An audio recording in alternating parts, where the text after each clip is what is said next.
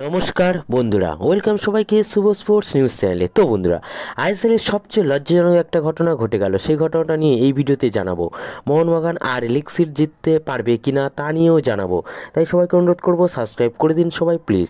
তো বন্ধুরা, তোমরা সবাই জানো যে মোহনবাগান ভার্সেস মুম্বাই ম্যাচে 7জনকে লাল কার্ড দেখানো হয়েছিল। 7জনের মধ্যে 3জন মোহনবাগান প্লেয়ার এবং 4জন মুম্বাই খেলোয়াড়কে লাল কার্ড দেখানো হয়েছিল। তবে সবকটি লাল কার্ড নিয়ে বিতর্ক আছে। কিন্তু এখন যে খবরটা তোমাদের দেবো সেটা আরও ভয়ঙ্কর। আইএসএলের মান কতটা নেমে গেছে তাই খবরটা শুনলে তোমরা নিজেরাই বুঝতে পারবে। মোহনবাগানের খেলোয়াড় লিস্টন কোলোসাকে 4 ম্যাচের জন্য নির্বাসিত করেছে এআইএফএফ শৃঙ্খলারক্ষা কমিটি। লিস্টনের ভুল কী ছিল সে রেফারির সঙ্গে তর্ক করেছে, এটাই তার ভুল। মুম্বাইয়ের গ্রেগ স্টুয়ার্ট আকাশ মিশ্রকেও 3 ম্যাচের জন্য নির্বাসিত করেছে। গ্রেগ স্টুয়ার্ট তার একটু প্লে অ্যাক্টিং করেছিল, তাই তাকে লাল কার্ড দেখিয়ে বার করে দিয়েছিল। আর এখন তাদের 3-4 ম্যাচ করে নির্বাসিত ঘোষণা করেছে। মানে আইএসএলে আর কিছু বাকি থাকলো না। রেফারির ভুলের খেসারত দিতে হচ্ছে খেলোয়াড়দের এবং তাদের টিমকে।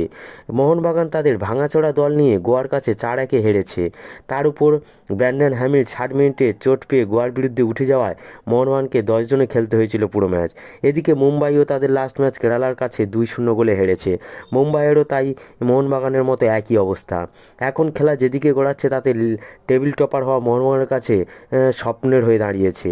মোহনবাগান এখন টেবিলের 4 নম্বর স্থানে অবস্থান করছে। পরপর 2টি ম্যাচ মোহনবাগান হেরে গেছে মুম্বাই এবং গোয়ার কাছে।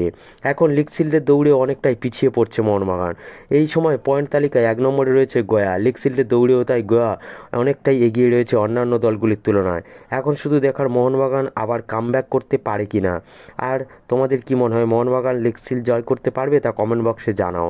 আর সবাইকে অনুরোধ করব, আমার এই চ্যানেলটিকে লাইক ও সাবস্ক্রাইব করে রাখুন। Bye bye.